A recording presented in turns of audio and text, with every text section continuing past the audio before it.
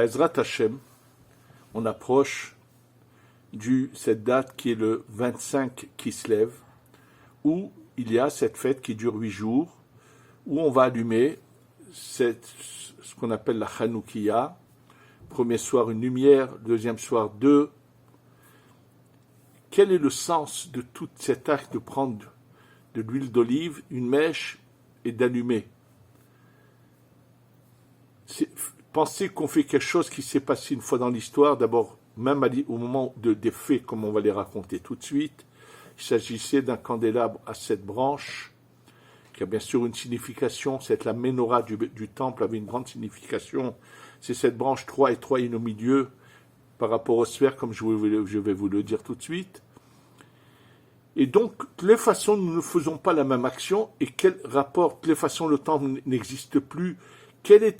Pourquoi ceux qui ont fixé le Sanhédrin, qui ont fixé, après l'histoire de cette guerre des Hashmonaïm, où finalement, cette famille qu'on appelle les Hashmonaïm, qui ont combattu contre les Grecs et ont réussi à les expulser et à reprendre le dessus et à redonner la souveraineté au peuple d'Israël sur sa terre et à Jérusalem en particulier. Pourquoi la suite de ce miracle, parce que c'était quand même une poignée d'hommes contre une armée puissante, pourquoi ceux qui ont instauré cette fête l'ont instaurée de cette manière-là? Pourquoi l'auraient-ils pas instaurée comme à Pourim, par une fête, par de joie, de repas? Quel est ce symbole? Surtout que nous savons que dans l'histoire, il y a eu grand nombre de rabbanim qui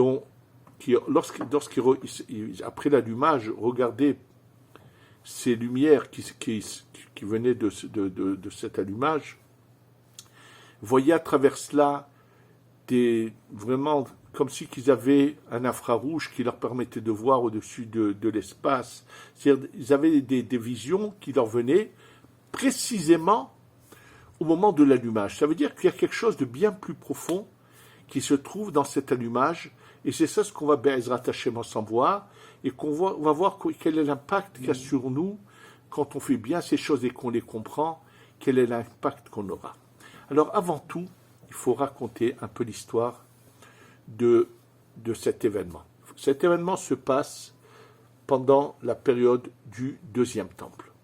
Pendant la période du deuxième temple, il y a un moment où les Grecs viennent, envahissent la terre d'Israël, ils dominent, et naturellement, ils essayent d'imposer leur idéologie, leur théorie, qui est la culte du corps, de la personne, tout ce que vous voulez. Et ils arrivent malheureusement à endoctriner beaucoup du peuple d'Israël, vont les suivre. Ils sont appelés Mityavnim, ceux qui se sont un peu adaptés à la culture grecque. Et ils ont même fait des synagogues dans cette formule-là, où on mélangeait le culte de Dieu avec le zodiaque, sachez qu'on a retrouvé ici en Israël, moi j'ai eu l'occasion d'en voir dans deux endroits, dans le nord d'Israël, deux parterres de synagogues de cette époque, faites de mosaïques, avec le zodiaque au milieu, avec toutes sortes de choses, et ce sont ces juifs qui se sont un peu adaptés à la culture grecque, qui ont fait cela, et je peux vous dire qu'il y a eu une occasion où j'étais près d'un de ces lieux-là, où un guide touristique qui a amené des gens, un petit groupe, pas nombreux, et leur montrer ce lieu. Moi, je venais de montrer à de la famille cet endroit. Et il vient, il me prend de côté, il me dit, mais dis-moi, c'est pas interdit dans le judaïsme de se prosterner devant des physionomies, parce qu'à part les signes du zodiaque, il y a des physionomies, il y a également des noms de Dieu. C'était tout quelque chose de très beau fait en petites mosaïques, qui ont été très bien conservées, qui ont été retrouvées. Alors je lui ai expliqué qu'en fait, ce ne sont pas des vraies synagogues authentiques du judaïsme, ce sont cette période où ont ici dominé en Israël cette culture qui a voulu imposer ses idées.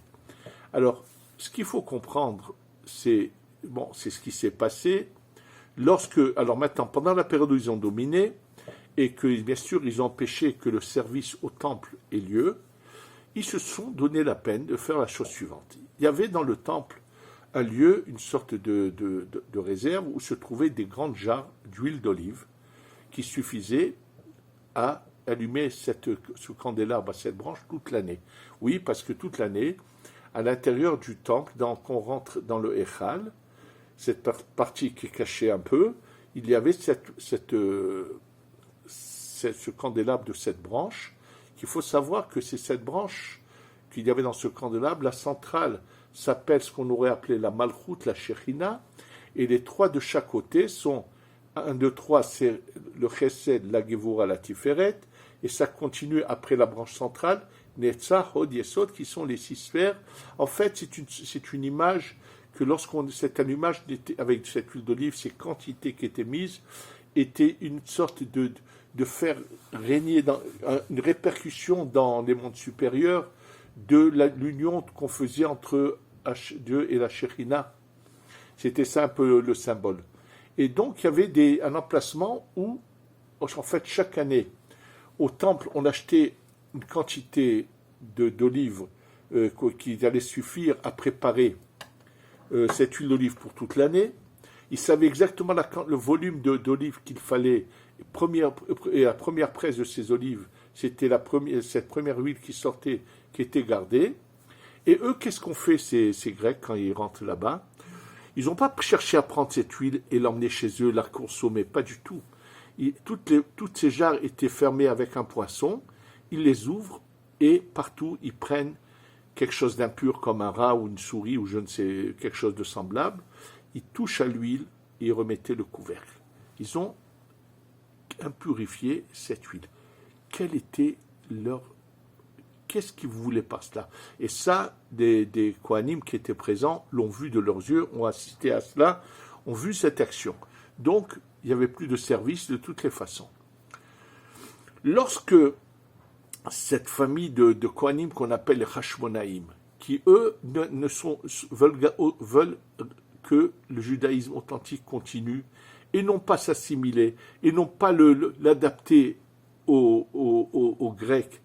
C'est-à-dire, il est hors de question ni de conservateurs, ni de réformés, ni de judaïsme réformé comme ça existe, ça a toujours existé, ça existe dans notre génération aussi, où il y a des gens qui veulent de nouveau adapter le judaïsme à leurs idées, ils n'ont qu'à faire ce qu'ils veulent, mais c'est pas la Torah de Dieu, d'Hachem, c'est quelque chose que les hommes font qui n'a plus rien à voir avec le service que nous servons, Dieu qui nous a créés, en qui nous croyons. Et donc, eux, qu'est-ce qu'ils ont voulu faire en cela? Et lorsque finalement cette minorité qui ne voulait pas les suivre a eu un miracle, a réussi à combattre une armée aussi puissante que celle des Grecs et a eu le dessus sur eux, c'était vraiment quelque chose de miraculeux.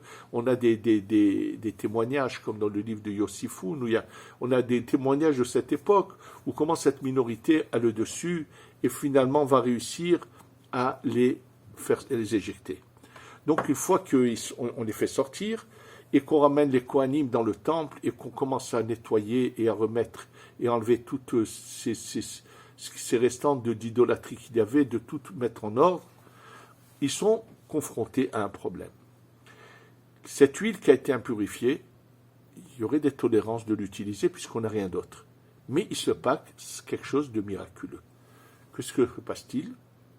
Donc avant qu'eux-mêmes se posent la question, en marchant, en nettoyant le temple, tout d'un coup, il y a une pierre qui est dans le sol du temple qui bouge. Bon, on ne peut pas laisser une pierre qui n'est pas bien placée, tout le monde peut tomber, et puis ça doit être égalité totale, donc on retire cette pierre, et en retirant cette pierre pour arranger, pour qu'ensuite, avant de la remettre, tout s'arrange, on découvre qu'il y a une sorte de cavité, et là, on trouve une petite jarre fermée avec le poinçon d'un Kohen Gadol antérieur qui était caché, donc qui n'a pas été impurifié. Et il y avait exactement dans cette jarre de l'huile pour allumer qu'une journée. Et donc, au moins, ils sont tout heureux, tout contents, au moins pour de nouveau, ils vont de nouveau faire le service dans le temple. Ils sont tout heureux d'avoir trouvé quand même une petite jarre qui va permettre le service pour aujourd'hui avec de l'huile pure, de l'huile qui n'a... Bon, comment se fait-il que... Comment est venu... Qu'est-ce qui s'est passé? En fait, quelques générations avant, je ne sais pas combien, si c'était 50, 100 ans avant, ou même plus, il s'est passé la chose suivante. Une année, quand ils ont acheté la quantité, le volume d'olives qu'ils avaient l'habitude d'acheter pour préparer la quantité d'huile qui va servir à toute l'année, donc ils faisaient cette pression, ils préparaient les jarres, tout était...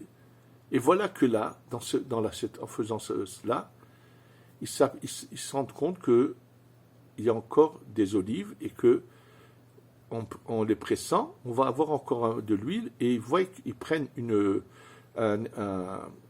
jarre qui va pour cette quantité qui correspond à une journée d'allumage. Et naturellement, le Kohen Gadol est au courant de ce fait. Il leur dit, écoutez, il a vu par prophétie qu'il se passera un événement où on aura besoin de cette jarre, de cette huile qui est toutes les années, la même quantité d'olive, de volume, donne la quantité d'huile nécessaire pour toute l'année, et que cette année-là, il y a eu quelque chose de particulier. Donc il met son poinçon sur cette jarre, il l'a fait cacher, et voilà qu'elle a été découverte. C'est-à-dire que les événements, quelque part, ont été prévus du ciel, et alors vous allez me dire de quoi c'était impératif que les Grecs aient une domination. On va expliquer à la suite de quoi c'était impératif, oui. En tous les cas, c'est ça ce qui a permis d'avoir pour une journée. Et là, quand on remplit les gobelets de ce candélabre à cette branche et qu'on les allume, le lendemain, quand on arrive à la grande surprise, on voit que l'huile n'a fait que descendre très peu et que ça continue à brûler normalement. Et ça a duré pendant 8 jours. C'était le temps nécessaire pour aller trouver des olives et les ramener et faire la presse et les presser pour que ça ait été... C'est-à-dire que dès qu'ils ont fini, dès qu'ils ont trouvé les olives, la quantité d'olives nécessaire pour continuer, le 8e jour, ça s'est arrêté. Ils avaient déjà, de toute façon, ils avaient eu entre-temps, ils venaient de presser des olives. Et il s'est passé. Bien sûr que ce n'est pas par hasard que ça dure ces 8 jours, parce que le chiffre 8 comprend les sphirotes du haut vers le bas.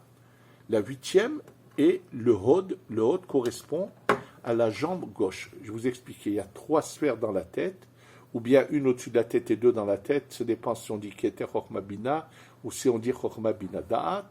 Et dans le corps, nous avons à droite le Chesed, Gvura, Tiferet. Donc 1, 2, 3. Et bien avec les 3 d'en haut, ça fait 6. La jambe droite, Netzar, jambe gauche, Hod. Donc le chiffre 8 ici, c'est une allusion à la réparation de cette lumière qui s'appelle le Hod.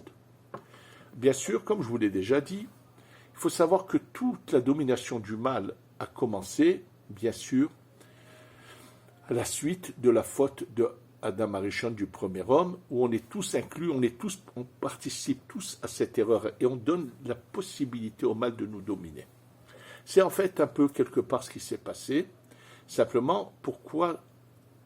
alors, la réparation de ces sphères ont commencé après la sortie d'Égypte, où d'abord la première sphère où la domination du mal disparaît, ça va être le Chesed par la fête de Pessah. C'est après que la force du mal qui est la plus puissante dans toute l'histoire, qui est celle de Pharaon et son peuple, qui sont au sommet, au point le plus culminant du mal, qui arrive à dominer la sainteté au point le plus culminant, ils ont été détruits, anéantis, et donc on commence à réparer. Et ensuite, ça va du haut vers le bas. Et là, bien sûr qu'il y a eu des événements comme la prosternation de Yaakov, qui avait une bonne intention mais qui a donné un mauvais résultat, où de nouveau ça a renforcé la domination de nos ennemis sur ces sphères.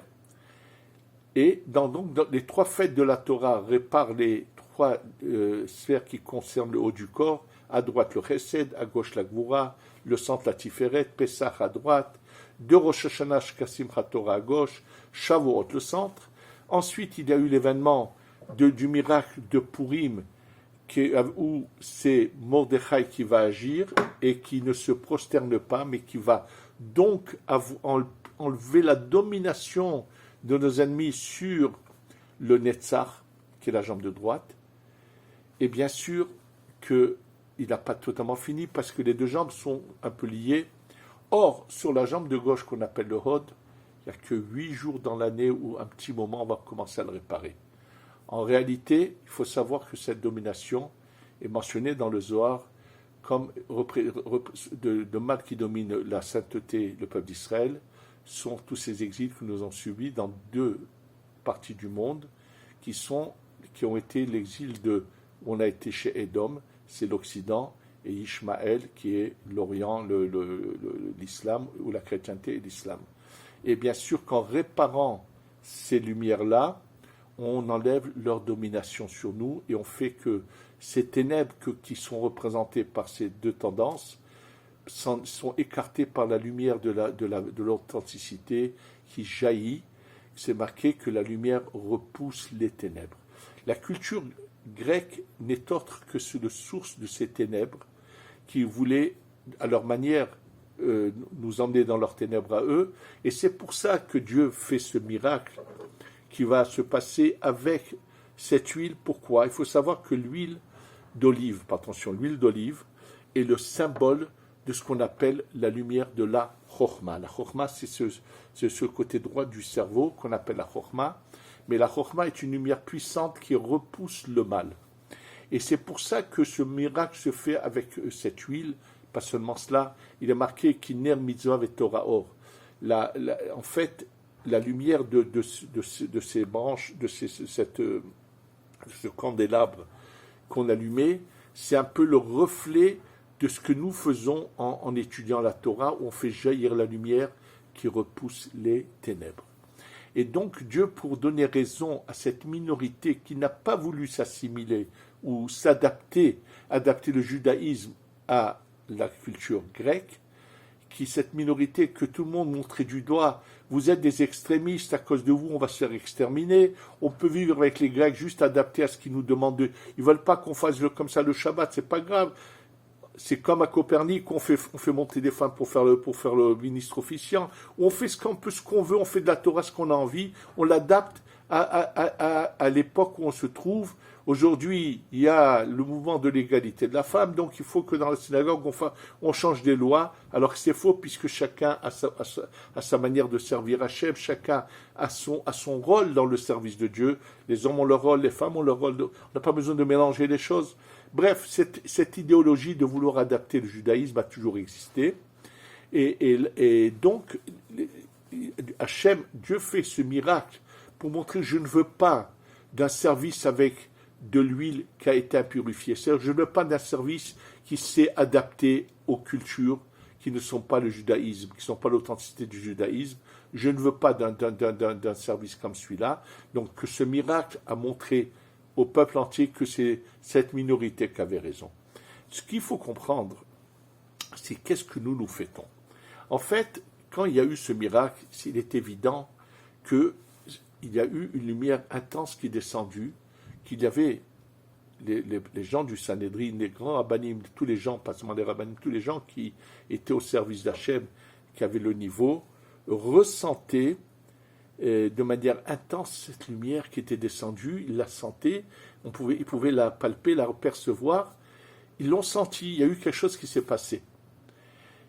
Et le doute qu'avait le Sanhédrin, c'est que ça s'est passé, c'est vrai, cette fameuse année où ils se sont débarrassés des Grecs, des Yévanim. Est-ce que l'année d'après, est-ce que cette lumière s'est intégrée dans le temps et de nouveau on aura la force de continuer cette réparation, puisqu'il faut le savoir que le jour où on finira de réparer le Hod, on aura la venue du Mashiach, puisque les deux sphères qui restent à réparer, c'est le Yesod et la Malchut, qui sont ce qu'on appelle Mashiach ben Yosef, qui vient nous réparer le Yesod, Mashiach ben David qui vient réparer la Malchut. Et donc, l'année d'après, comme c'est marqué dans la Gemara, quand le Sanhédrin, à l'unanimité, et beaucoup d'autres sages de la génération, ont de nouveau ressenti cette lumière venir le 25 qui se lève de l'année d'après, alors tout de suite sur le champ, le Sanhédrin s'est réuni et a décrété de faire revivre ce miracle. Et comment ils l'ont décrété? En instituant une formule de prendre une sorte de pain candélabre, quelque chose de ressemblant, mais où il y a pas 7, mais 8 gobelets, et que le premier soir on va en allumer un, le deuxième soir 2. En fait, pourquoi ont-ils institué des choses? Pourquoi n'aurait pas-il fait que tous les soirs on allume un candélabre de cette branche, par exemple? Quel était quel était ce message qu'ils nous ont transmis? Pourquoi il fallait le faire de cette manière-là? En fait, c'est eux qui sont arrivés à cette prophétie, à cette connaissance. Ils ont vu qu'on pourrait petit à petit faire dévoiler ce qui est caché dans ces lumières. Mais il fallait le faire par étapes. Et je vous signale que lorsqu'on fait le compte des 8 jours, 1, plus 2, plus 3, plus 4, plus 5, plus 6, plus 7 et plus 8, puis le premier jour c'est 1, le deuxième jour c'est 2, on va arriver au chiffre 36. C'est pas par hasard qu'on arrive à ce chiffre de 36, à part ces 8 parcelles qui représentent les 8 jours où il y a eu le miracle, qui est en fait une allusion à la réparation du Hod, mais la manière dont ils ont eux disposé de cela, pour qu'on arrive à 36. Que signifie ce chiffre 36? En fait, le chiffre 36 se trouve mentionné au niveau de la création de l'homme. Il faut savoir que dès la création, au départ, lorsque l'homme est créé, Dieu veut lui donner tous les pouvoirs, l'homme qui est créé est une sorte de finalité d'un puzzle qui va permettre d'arriver au but de la création à tous les niveaux. Il faut savoir que l'homme qui est en bas est la fin d'un ensemble, d'un tout que Dieu a mis en place, parce qu'à tous les niveaux, il y a un libre arbitre, il faut le savoir, et nous, on était la partie la plus basse, qu'elle est complétée, et pour arriver au but de la création, du coup, Dieu veut nous faire du bien, mais il faut qu'on le mérite. Et alors, Dieu nous donne une lumière intense, divine, qui permet à l'homme de voir du début du monde jusqu'à la fin du monde, une lumière sainte qui a tout, qu'on appelle le Or à Ganous. Pourquoi on l'appelle Ganous caché? Parce que cette lumière a été donnée à Adam Arishon. Il va l'utiliser pendant 36 heures. Oui, dès l'instant où Adam, l'homme est créé aux lueurs du vendredi, il est déjà bien sûr un adulte, c'est pas du tout comme dans notre... il est spirituel, il n'est pas dans notre monde inférieur qu'on appelle le monde de la Asiya. Il est créé dans le monde qu'on appelle le monde de la Bria, très haut donc, et il reçoit cette lumière. Malheureusement, il va fauter, mais même qu'il va fauter, elle ne va pas le quitter tout de suite. Elle va le servir pendant les 12 heures du vendredi, de la journée du vendredi, et les 24 heures du Shabbat, donc 24 et 12, ça fait 36, et hop, cette lumière disparaît. Bien sûr qu'Adam Arishon panique, pense que c'est la fin, qu'il va être tué tout de suite, et Dieu lui montre qu'il fait en sorte qu'il y ait des pierres qui tombent, qui créent des étincelles, il y a un feu qui est créé, et de là, c'est pour ça que le samedi soir, au moment où nous récitons ce qu'on appelle la Havdalah, on fait une prière particulière sur une lumière, sur une bougie, qui est de préférence en cire, qui a aussi une raison à cela, parce que la cire en hébreu, ça se dit sha'ava, qui est dans le mot même, il y a une allusion à des lumières intenses qui se révèlent. Et donc, cette lumière qui a servi à Adam Arishon 36 heures, cette lumière a été cachée. C'est mentionné d'ailleurs dans la Torah, lorsqu'il est dit « Vayar Elohim et Taochitov » Dieu a vu que la lumière était bonne, « Vayavdel » il la sépare. Et là, Rachid dit « ça n'a aucun sens. Je dois séparer la lumière de l'obscurité, c'est pas que je dois les séparer, s'il y a de la lumière. Il n'y a pas de ténèbres, il n'y a pas de nuit. Le Rocher, les ténèbres ne sont pas une création, comme l'a pensé le Gaon de Vilna, dans le Zohar, dans les une partie du Zohar qui est ce qu'on appelle les compléments qu'on a trouvés, Rabbi Bo dit que Boré Rocher, c'est comme quelqu'un qui était malade, qui guérit.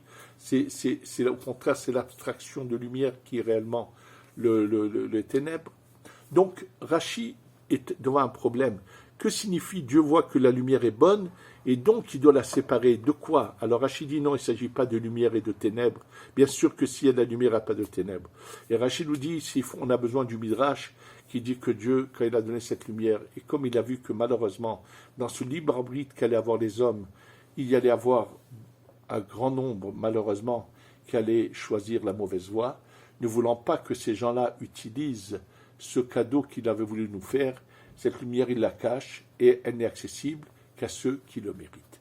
Alors sachez que non seulement qu'elle est cachée dans les 36 volumes du Talmud, oui, il y a 36 Masertot volumes dans le Talmud, c'est là-bas que cette lumière se trouve cachée. C'est pour ça que celui qui, avec amour et sincérité et authenticité, étudie la Torah, reçoit des visions et a un moyen de voir au-delà des choses que les autres ne voient pas. Il en est de même qu'elle a été cachée également dans la lumière de la Hanoukia, et elle peut se révéler à ce moment-là, mais petit à petit, en partie, et également dans les nérodes de Shabbat, dans les lumières qu'on allume à l'entrée du Shabbat, jusque celles qui sont allumées à l'entrée du Shabbat sont tellement hautes que on n'arrive pas, nous, à recevoir de cet éclairage, alors que celles qui sont allumées à Hanouka, c'est en fait de faire descendre la lumière dans le plus bas et au début de la nuit. La nuit est le symbole de ce qui domine, c'est les ténèbres. Oui, les dominateurs du mal, c'est les ténèbres, c'est la nuit. Ils sont représentés par la nuit. Pour ça que nous n'avons pas encore fini notre exil. Baruch Hashem, une partie du peuple d'Israël est en Eretz Israël, mais encore une autre partie n'est pas là. Et il faut savoir que tout tant que la lumière n'aura pas fini par repousser totalement tous les ténèbres, on n'est pas encore délivré.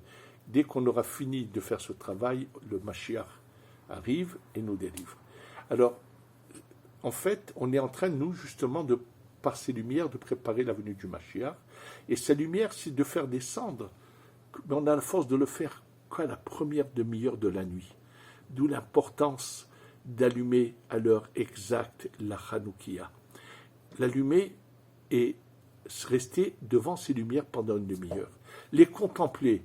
À ce moment-là, on peut chanter des louanges à Dieu, on peut dire des paroles de Torah, mais être présent pendant une demi-heure devant cette Hanoukia. Faire en sorte que ce qui est caché, c'est pour ça qu'il y avait dans ces lumières, nous parviennent, nous éclairent.